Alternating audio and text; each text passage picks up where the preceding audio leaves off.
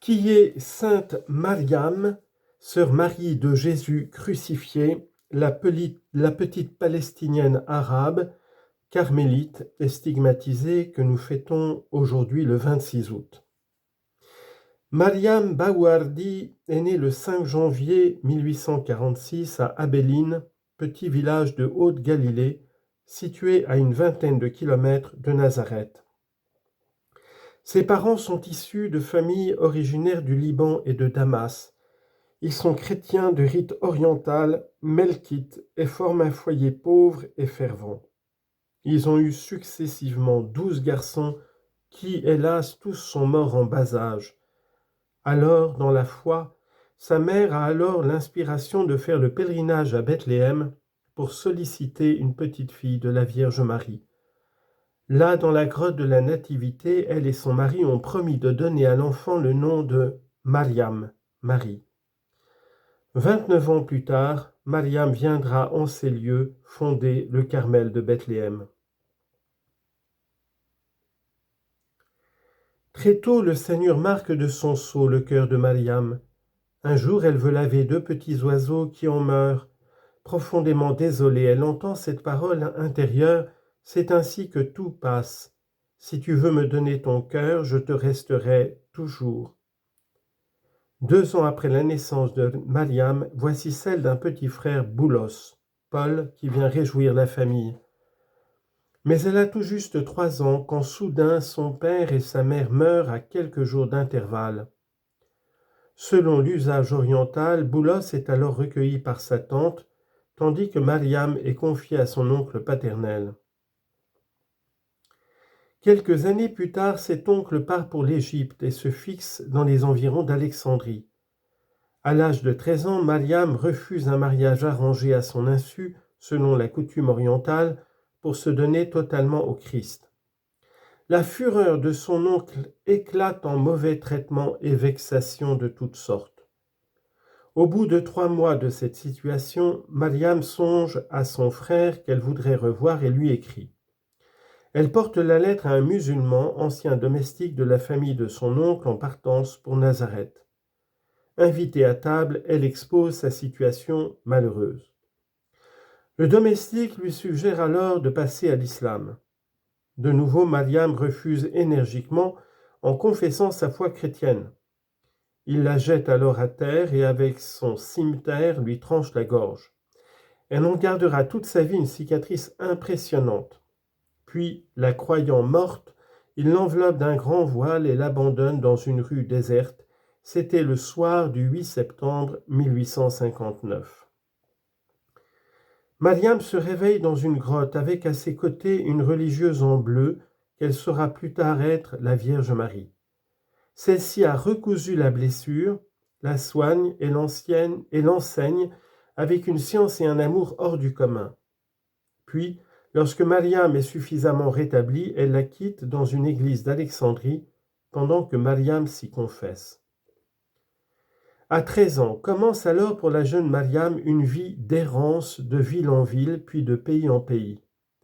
Elle cherche, sans y parvenir, à rejoindre son frère et travaille comme domestique, d'abord à Alexandrie, Jérusalem, puis à Beyrouth et enfin à Marseille. Chaque fois que l'estime des familles chez qui elle travaille devient trop grande, à Beyrouth, 2 miracles lui sont attribués.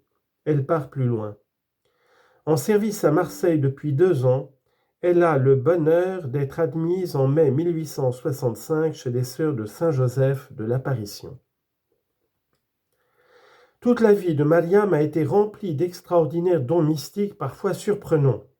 Visions, extases, elle converse couramment avec les saints du ciel, prophéties, guérisons, lévitation, stigmates, et même possessions angéliques ou diaboliques. Son humilité profonde, elle s'appelait couramment elle-même le petit rien, et son abandon total entre les mains du Seigneur lui ont permis de tout vivre avec un parfait équilibre humain et spirituel. Son amour unique est plein de fraîcheur. Elle est aussi pour nous le témoin de cet univers invisible que notre foi professe et dont nous vivrons éternellement par-delà la mort. Mais toujours elle ramènera à la foi et à l'Évangile comme seul fondement solide. Peu après son entrée chez les sœurs de Saint-Joseph, l'apparition des stigmates gêne ses supérieurs qui préfèrent l'orienter vers une forme de vie plus contemplative et plus cachée. En juin 1867, elle entre au Carmel de Pau comme sœur converse, c'est-à-dire plus particulièrement chargée des tâches matérielles. Elle y prend le nom de sœur Marie de Jésus crucifié. Elle a 21 ans, mais on ne lui en donne pas plus de 12. Sa petite taille, sa figure candide, sa difficulté à s'exprimer en notre langue française, sa profonde ignorance de toute chose, car elle ne savait même pas lire ni en arabe ni en français. Tout cela réuni en faisait un vrai type de l'enfance. Aussi pouvions-nous guère la désigner entre nous que sous le nom de la petite sœur, disait une de ses sœurs. Au bout de 3 ans, elle part avec 5 autres religieuses fonder un Carmel à Mangalore en Inde. Elle y fait profession religieuse, après un noviciat qui a été plus long qu'à l'ordinaire à cause de ses stigmates. Mais une persécution éclate contre elle, toujours à cause de ses dons extraordinaires, mal interprétés par certains de ses supérieurs. Elle a beaucoup à en souffrir. On lui dit que sa profession est invalide, qu'elle est menée par le démon. Elle doit finalement rentrer en France. Ce deuxième séjour de 3 ans au Carmel de Pau est marqué par de multiples grâces de joie. Sœur Mariam retrouve le monastère qu'elle appelle sa maison paternelle. Son renom de sainteté commençait alors à rayonner sur tout le diocèse. Des prêtres, des évêques, des savants ou des voisins paysans venaient la consulter. Pour tous, elle avait une parole, un conseil très simple à donner. En outre 1875, elle part à nouveau pour la fondation du Carmel. Du Carmel de Bethléem. Connaissant l'arabe, elle sera l'apôtre du chantier de Bethléem.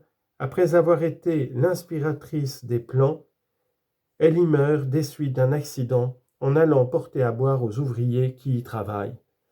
Sainte Mariam, la petite arabe, priez pour nous, priez pour la Palestine et le Liban, pour la paix en Terre sainte, priez pour la conversion de nos cœurs. Amen et gloire à Dieu.